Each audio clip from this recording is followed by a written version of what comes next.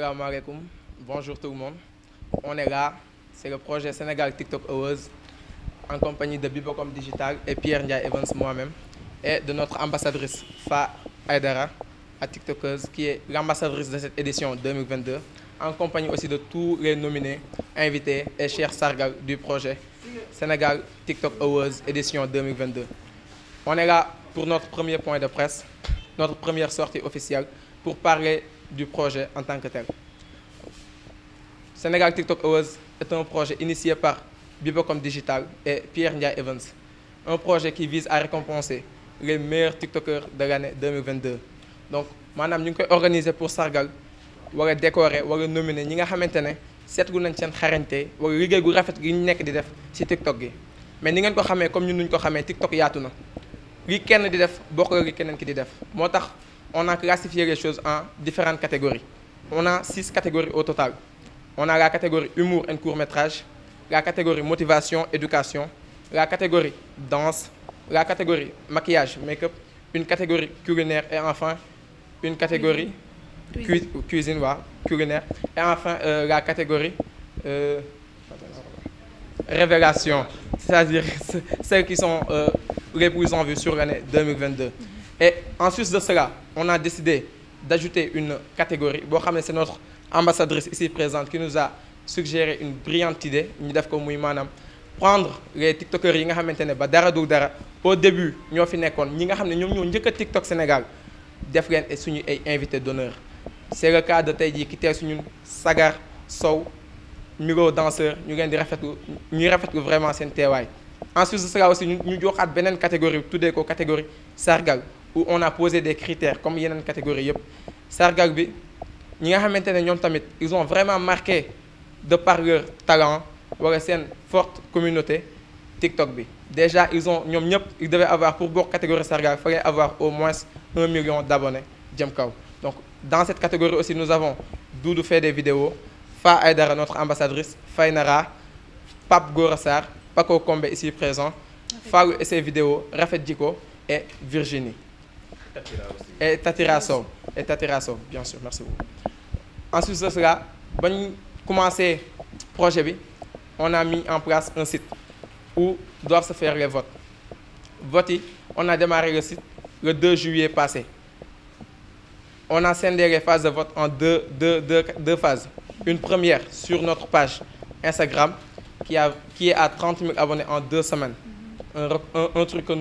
nous sommes vraiment fiers de dire parce que tax na tey jii wane na engagement bi bëgg-bëgg bi sénégalais wala followers yëpp am envers notre projet. Et une deuxième phase qui se fera à partir de ce samedi, Inch'Allah, samedi 30 jusqu'au 7 août sur le site officiel du projet Sénégal TikTok Awards. Après le 7 août, on clôturera la phase des votes. Maanaam dañuy tëj phase des votes yi jël catégorie bu nekk sur les 6 catégories yi am vote yëpp catégorie bu nekk les 3 premiers yi nga xam ne ñoom ñoo ñëw avec le plus de votes ñoom ñooy nekk suñu ay finalistes. Donc on aura 18 finalistes en tout, 3 finalistes chaque catégorie, ça nous fera 18 finalistes qui seront récompensés, primés le jour de notre cérémonie de remise de prix. Bi ñu war a def Inch'Allah le 20 août. La cérémonie de remise de prix se fera le 20 août Inch'Allah. Et képp kuy fans Fa Aydara, fans Doudou fait des vidéos, fans Faynara, fans Paco Kombe, la liste est longue. Di ngeen mën a ñëw jour boobu Inch'Allah gisante ak ñoom, s'affronter ak ñoom. Donc tous les détails on vous les donnera Inch'Allah ultérieurement, ainsi que même le lieu, l'endroit exact fi ñu war a defee cérémonie de remise de prix bi. Tout ça on vous le communiquera très prochainement Inch'Allah. Et merci à aussi notre ambassadrice Fat Bintou Aydara qui est là parmi nous, qui n'a ménagé aucun effort aussi pour tout ce que nous faisons en ce moment, c'est-à-dire la visite vers les sponsors, les partenaires. ñëpp mu ngi ci ànd ak ñun parce que elle nous a donné son accord depuis le début. Je reviens sur elle pour dire pourquoi le choix de Fa Aydara comme ambassadrice de cette édition 2022. ñun ñëpp nangu nañu que ni TikTok certes am na ñu ko fa jiitu mais bu Sénégalais yu bëri demee ba xam TikTok wala bëgg TikTok c'est grâce à elle. Et elle est la première sénégalaise bu fêter 1 million d'abonnés sur TikTok. Donc on n'a pas vu keneen koo xamante ji mën na am critères yooyu mu am pour faire d'elle. C'est pour ça qu'on a fait d'elle notre ambassadrice de cette édition 2022. Et elle est là à côté de nous. Depuis qu'on a entamé le travail, mu ngi suñu wet mu ngi ñuy jàppale bu baax a baax ak yaayam avec sa maman qu'on salue de passage suñu yaay Nogay ñu ngi koy remercier bu baax a baax moom tamit elle ne cesse de nous appeler di ñu teg ci yoon et tout. Nos remerciements aussi envers nos sponsors qui sont déjà là ku ci mel ni tey jii le gars qui nous a donné ce local Jam Teranga Business nous le remercions du fond du cœur. Il a été le premier à venir ñu ngi koy remercier bu baax a baax pour tout son effort. ñu remercier aussi suñu benn papa Yata Saay borom Aquaterra ñu ngi koy remercier du fond du cœur qui n'a ménagé aucun effort aussi pour accompagner ñu ci lépp nañu carrément je vous ouvre toutes mes portes problème boo leen am jafe-jafe boo leen am n'hésitez pas à m'appeler peu importe l'heure je répondrai et je vous guiderai inchallah vers des solutions. di remercier waale aussi une surprise boo xam ne tey on a décidé de dire ça aujourd'hui parce que sant yàlla di gërëm suñu benn koo xam c'est une icône fii au Sénégal muy DJ Boubs ñu ngi koy remercier bu baax a baax a baax a baax il nous a accompagnés et il nous a même promis on a un partenariat ak ITV qui vont diffuser inchallah en direct la cérémonie de remise de prix ñu ngeen ciy remercier bu baax a baax c'est une information que nous venons juste de sortir parce que ça nous a tellement fait plaisir que ni ñun sax jege nañu kaw benn tonton boo xam ne il a mis tout yombalal nañu lépp daal tous ces moyens à notre disposition nañu je vous ouvre les portes de ITV boo leen soxla boo leen ko fi amul yéen nga neex encore une fois merci beaucoup à lui et à toute son équipe di remercier aussi les sites qui sont là les télés qui sont venus couvrir cet événement notre premier point de presse di leen jaajëfal bu baax a baax a baax. sama collaborateur monsieur Pierre Ndiaye Pierre Evans jot na wax lépp donc du ma retourner waat ci lu mu jot a wax mais juste que peut-être que yenn information yi rek laay gën a joxe mu gën a complet mooy lan lu mel ni comme am na benn rubrique boo xam ne waxuñu ko voilà avancé am na benn rubrique boo xam ne waxuñu ko muy rubrique bu ñu amal solo bu baax a baax a baax parce que TikTok ñëpp xam nañ ne kaf ak ree la bu ñu fa nekkee kaf ak ree la nit ñi dindi stress et tout donc am na benn rubrique boo xam ne ñu ngi ko tuddee baalu àq rubrique baalu àq boo ko déggee gis nañ ni TikTok bi am na ay kilifa ay ñoo xam ne que ay patron wala ñoo xam ne ñoo ñu mag di nekk ci médias yi ñuy reprendre lu ñu doon wax ci médias yi et tout donc ku mel ni comme lu mu tudd Père May mu Ngóone ak ñeneen ñu mel ni ñoom ñoo xam ne que xale yu nekk ci TikTok sonal nañ leen trop ñooñu tamit dañ leen di baalu àq ci jour remise de prix bi aussi tamit di leeral ñu bëri dañuy woo peut-être nañu lu tax bokkuñu lu tax jëloo leen ma et tout donc ñuy leeral tamit bu ñu tegee projet bi jéem leen woo képp koo xam ne respecté na am na critères yu ñuy soxla dañ lay jéem a contacter TikTok parce que foofu lañ la mën a contacter wala Instagram bu ñu jéem a def suñuy pexe pour am sa numéro bu ñu amul sa numéro rek dañuy xool plan B wala jéem a xool keneen koo xam ne que dinañ ko mën a teg fu ñu la waroon teg donc di xamal tamit Sénégal incha allah ñëpp képp koo xam ne que même les 100 abonnés les 1000 abonnés ñëpp koo xam ne que mi ngi utiliser réseau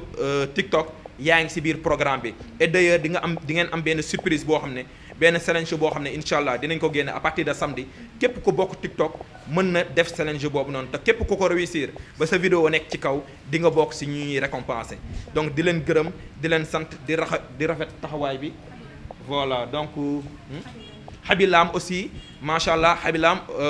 képp ku wax TikTok tamit dans le monde entier mënoo bañ a wax Habilam donc Habilam tamit ñu ngi koy woo bu baax a baax a baax ci événement bi parce que tamit ñëpp xam nañ ni Sénégal la juddoo Sénégal la dëkk te tamit dégg nañ ci yenn interview sax muy naan que bëgg na ñibbi ci Sénégal donc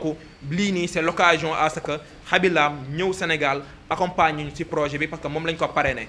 jéem nañ ko tamit contacter jéem a contacter ñu ko jege. voilà et pour dire vrai on n'a pas encore de réponse mais quand même jéem nañ ko def te moom mooy suñu parrain parce que il est le premier sur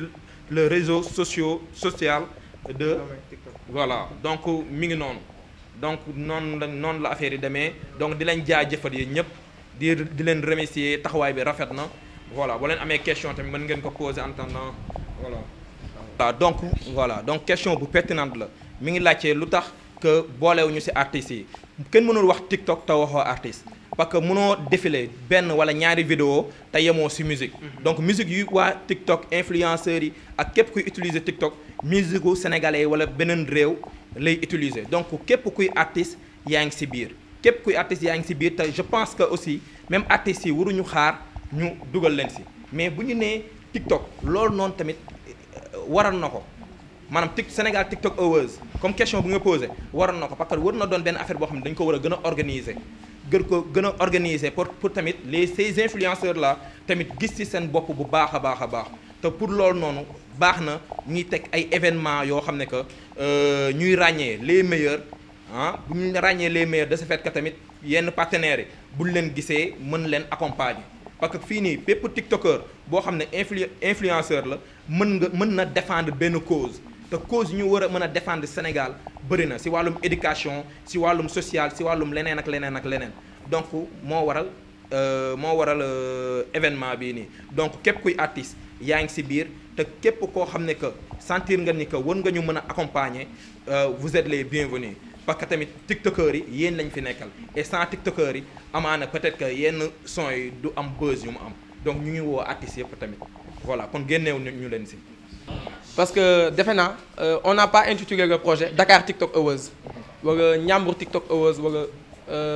Thiès TikTok Awards on a dit Sénégal TikTok Awards donc képp bokk nga ci képp koo xamante ne tu es sénégalais yaa ngi ci projet bi comme ni ko sama collaborateur waxee sànq mais tamit defe naa sànq samay biiru wax ba ma jëlee nee naa ne catégorie bu nekk dañoo teg ay critères maanaam tey jii boo xoolee sargal defe naa boobu kese gaa gën a expliqué c'était 1 million jëm kaw ak sa notoriété mu nekk tamit mu am rime par exemple ak suñu ay principe parce que gis nañ fi koo xam ne am na 1 million d'abonnés mu ngi wax lu ñaaw ci réseau yi mu ngi saaga mu ngi wax dara mais jëguñu maanaam parce que am na 1 million rek ñu dugal ko ci da ngay def li nga xam tam moo ñu doy boo demee catégorie danse on a pris tey jii benn ñi am 200 000 abonnés jëm benn 400 500 000 abonnés ñu jël catégorie humour et court métrage ñi fa nekk ñëpp ils sont entre 300 et 800 000 abonnés ñu dem ci maquillage make-up on a pris entre 50 000 ba 800 000 abonnés on a même toléré parce que y avait un manque boo xam ne dañu ko waroon motal on avait 7 dans la catégorie et il fallait avoir forcément 8 chaque catégorie exactement et maanaam catégorie yooyu yëpp c'était par critère am na ñoo xamante ne ils ont validé les critères ñu dugal leen ci biir am ñoo xam ne mujjuñ ko am et aussi comme ni ko sama collaborateur waxee sànq on a essayé d'appeler tout le monde parce que li dal awards yu bëri fii Sénégal bëgguñ mu dal ñu andi ay coow mooy lan prendre l'image d'une personne l'associer à ton projet sans pour autant qu'il soit au courant on n'a jamais voulu faire ça moo tax képp boo ngeen duggee suñu site plus de 50 photos yi ngeen nar a gis yëpp on a eu leur accord verbal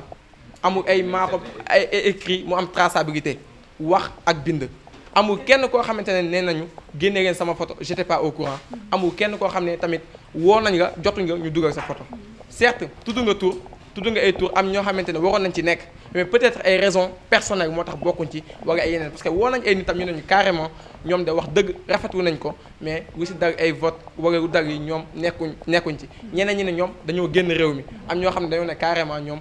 wax dëgg taguñu loolu donc mais critères yi moom wax dëgg c'était juste nga matal ko peu importe foo dëkk.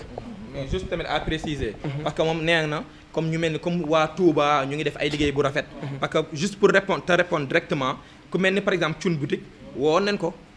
bu ñu ko woowee expliquer ko mais moom dafa jàppoon ne woon comme lu muy def gars yi di leen woo di leen tooñ ñun dañ koy woo di ko griller comprendre nga léegi nag ñu insister wax ak moom mu ne suma waa ji xam nga ñëw leen ba Touba fekk ma fi. donc après on a pris quelqu'un d'autre à sa place léegi bis bu ma xamee ne que affaire bi dëgg la et tout mujjee nañu woo mais tamit mënuñu woo ñuy jël kenn koo xam ne dugal nañ ko bu pare du ko génnewaat. donc Thioune Boutique boobu noonu nga wax critères yi respecté na ko lu muy def neex nañu neex na sénégalais yi waroon na si bokk mais bu ñu ko woowee ay kaf wala ay kaañoo la ko jàppee woon ba ñu jël keneen jox ko place am moo tax gisoo leen ko si. waa Touba tamit ku mel ni je pense Cheikhou le roi. je pense que moom Touba la dëkk. donc ñun bu ñuy jël nominé yi xooluñu foo dëkk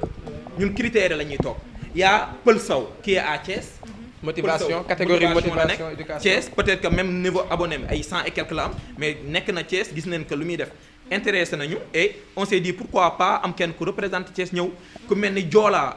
Queen Joola même bu fekkee Dakar la dëkk sax je pense bien que tabaski bi gis naa ko mu nekk dëkkam voilà nuur na la xaw voilà donc am na ñu bëri. voilà voilà on est parti à la diaspora repêcher un gars boo xam ne day wax j'en ai marre ci lii. Emino s'il te plaît viens par là waaw donc pour vous dire qu'aussi donc waxatuma Sénégal donc mais génn na Sénégal jël avion dem ba France il est là Emino Dia il est parmi nous ouais il est un peu en retard mais on en a marre ñun tamit on en a marre ci tarde bi Emino viens par là si possible viens par là donc il est là donc juste pour vous dire que on a élargi desuñu Sénégal sax maanaam yow l'essentiel c'est que na nga nekk Sénégalais peu importe foo munti nekk su fekkente ne validé nga critères yi ñu teg woo nañ la bokk nga ci suñu projet donc c'est juste ça.